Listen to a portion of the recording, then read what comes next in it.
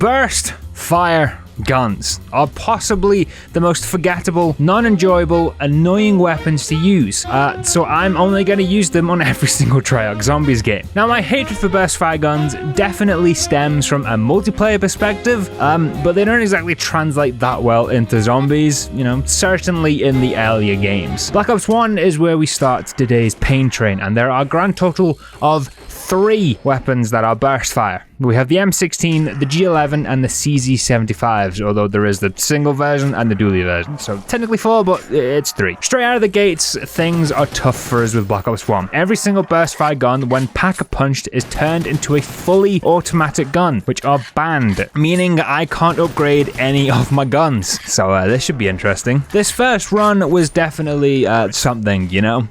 I quickly learned that if I tried to get to the stage with just the pistol, then I'd probably end up in an asylum, so I allowed myself the M14 just to tide me over. With that early down on the board, I got my ass in gear and legged it down to the stage, and we made it to the M16 wallbite just in time for dogs. With the M16 in hand, the rest of the low rounds were a breeze. I was able to pick up a few perks, and I was feeling good about this run. I mean, as good as I could, without pack-a-punch at least. After a few rounds with the M16, I decided it was time to start spinning the box for either of my 2 guns. The spins are not going great, if I'm to be honest, as both the G11 and the CZ seemingly didn't exist, until I pull the dually CZs out of nowhere. I grab them, and my game crashes.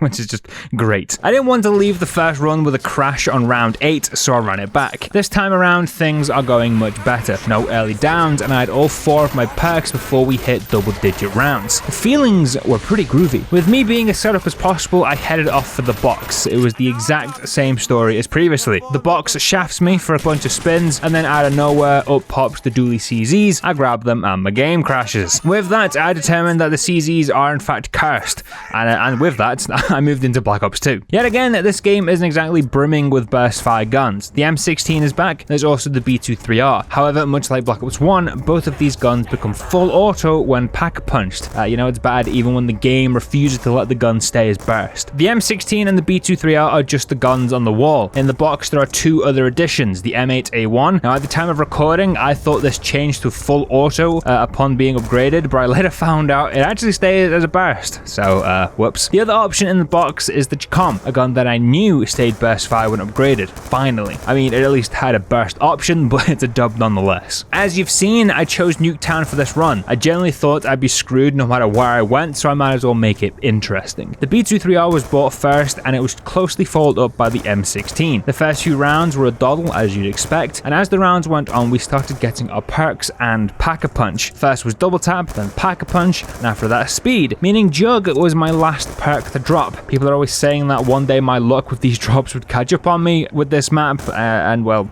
here we are. By round 10, we had the 3 perks that I dropped, and I also had the Chicom, which I was fortunate enough to get pretty quickly on round 6, and yes, I did swap out the M16 for it. The Chicom was pack-a-punched, the B23R was still doing the business, and I was still a nervous wreck, as I didn't have Jug. I promise I'm not an addict.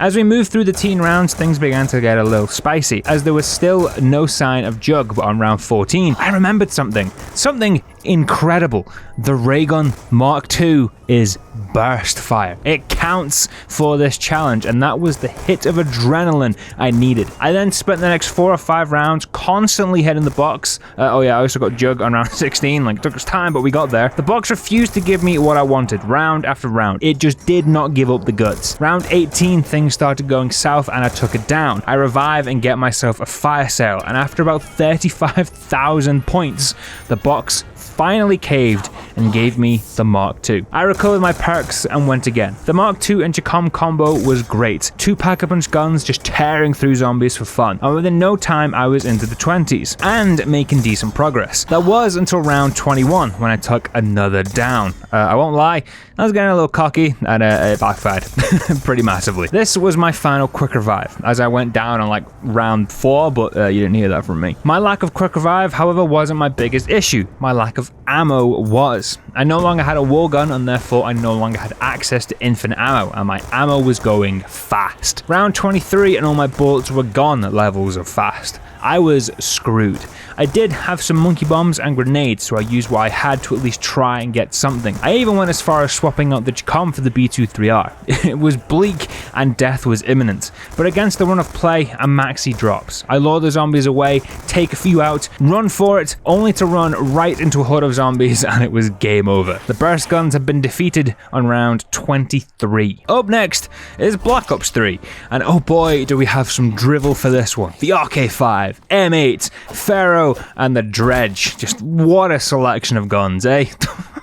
I booted up Ascension to at least try to minimize the pain that this was going to inflict. Straight off the rip, I beelined it for the RK5. From here, I decided to gather some cheddar by just using my knife and the limited amount of ammo I had in the 1911. But then, disaster struck on round 2 of all rounds. I'm taking out zombies, and he just didn't want to die, and oh no, another one sneaks up behind me and takes me out. Oh, what a shame. Game over.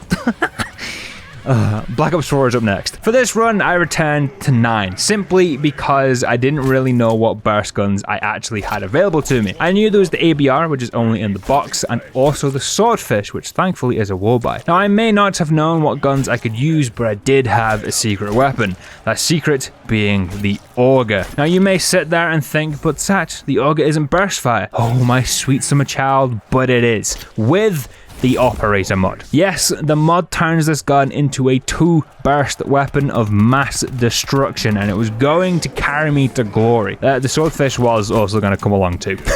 After grinding together a bunch of cheddar, off I went to find the Swordfish, and on round 4 it was mine. Having this gun made getting the rest of the sacrifices for Pack-a-Punch much easier, and that was only made even easier when I picked up the Auger. With both my guns acquired, I got to blasting zombies, and my life was very, very easy until about round 15. I mean, things didn't get difficult from here on, it was just the first Blightfather, who went down pretty quickly, I must say. I was mainly hanging out in the arena, which I usually never do, but the guns I had were decimating zombies, so I thought, you know, why not? No harm in switching things up every now and then. As I made my way through the 20s, the Swordfish began to fade away, but the Auger was still taking out zombies with ease. With the Operator mod, I actually think the Auger is a 1-burst kill to most zombies, but even the boss zombies didn't stand much of a chance against this thing. However, against the run of play, round 24 was where I took my first down. It was getting a little chaotic in the arena, so I headed back into the tunnels where I took it down almost immediately. I then also proceeded to have a heart attack thanks to a destroyer that just camped my limp body. I opted to head back into the arena after that down, where I went a couple more rounds without any more problems. Round 26 was when the problems came back, as I took 2 downs in quick succession, leaving me on my last life, which is just superb. With me being down to 1 life, you may think I took things easy from here on.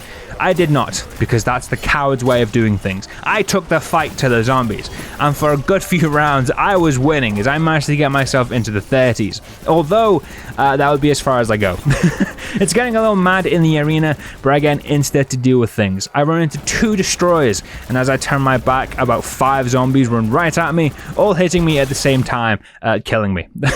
I died in what felt like 0.2 seconds, and just like that, we were headed into our penultimate game. Cold War is up, and we have some bangers available to us. The king himself is back, the M16. But not only is the M16 here, we have the AUG, which is another banger, as well as a few more, including the KSP and the Carve.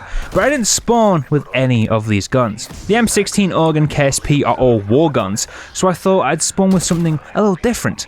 And that gun, as you can see, was the Tech 9. This gun with the burstfire attachment is so good and pretty damn underrated. In fact, the Tech 9 is so good, it was the only gun I used for about 30 rounds. For those 25 to 30 rounds, nothing stood a chance against the Tech 9. It was putting out about 15,000 damage at tier 2 Pack-a-Punch, purple rarity, which it was stupid good. Round 26 is where I finally picked up another gun. That gun being the M16, which I pretty quickly upgraded to legendary tier. I didn't immediately switch to the M16, even though I had the points to fully upgrade it, but when I did make the switch, it was game over for these zombies. The M16 is relentless in this game. It will kill anything and everything for fun, and it bulldozed its way through round after round. Round 33, Order was here for the first time, and the M16 had finally found its match. It's still very capable capable of taking him down, don't get me wrong, but the real star here is the Tech 9. This little blaster cooks Order for fun. It's actually a little mad just how quickly this gun takes him down. After Order, it didn't take me long to get into the 40s, where I then picked up the AUG, which is another insanely good gun. Honestly, it sits just behind the M16 in terms of damage, which is wild. For the final 10 rounds, I had 3 ridiculously powerful guns, and I was cruising my way through the rounds until round 47 happened. I don't know what went on, but round 47 saw me take 3 downs. For about 90 seconds, everything was falling apart around me, and I thought this was it. I'm gonna fail around 50 with some of the best guns in the game, but because I'm great, I kept fighting through each down, and somehow, even though the odds were heavily against me, I made it through the round. With that potential blunder behind us, I put my concentration pants on and went to town. Ring of Fire paired with my weaponry is no joke, and even though I'd been using it all game, it really came in clutch here as I made my way into round 50. I mean, with 3 of the most OP guns in the game, you'd hope I'd be able to pull off around 50, and well, lo and behold, we did. We have one last game, and that game is Vanguard. With no World at War, you know, I've got to get my World War II fix somehow. There is one burst gun in this entire game, that being the Ytra Burst, and this thing is awful. A stain against humanity and my mental, or at least it was in multiplayer. The opening 10 rounds with the Ytra weren't so bad, so I'll give it that. I had myself some perks as well as Pack-a-Punch on my gun, and I was feeling pretty groovy about this run. All I needed was some decent Covenants, but of course the game giving me the decent Covenants would be too much, and instead it gave me trash round after round for about 20 rounds. The only Covenant that I got that was somewhat good was Unholy Ground. The 20s are where it started to get a little spicy, especially as I closed in on the 30s. At this point I had max perks, and I was also running Cryo Freeze and Cold a Week to at least try and get something going for me, but it was no use. The 30s are where the game finally gave me something good, being Deadshot, which was just in time, as this is where things really started to get a little mad. My gun was finally doing a good amount of damage, but the rounds were just chaos from start to finish. Regular zombies were going down easy enough, and thanks to Cold a Week, so were the machine gun guys, but that didn't stop me from taking any downs. Granted, my first down of the game came on round 40, and by the way, that ray gun came from a Zabala, and I mean, of course I had to pick it up. I mean, come on now, it's a ray gun. The next round, I tried to reclaim all of my lost perks, and I was doing a decent job at it, until it came to getting speed back. Speed was at the fishing hut. I thought it'd be a quick in and out, no problems. Yeah, no. I get trapped in there pretty much the second I stepped foot inside the building. I tried to fight my way out, but it's no use. I was a dead man. Round 41 with the Ytra isn't the worst, but the real kings were those from Cold War.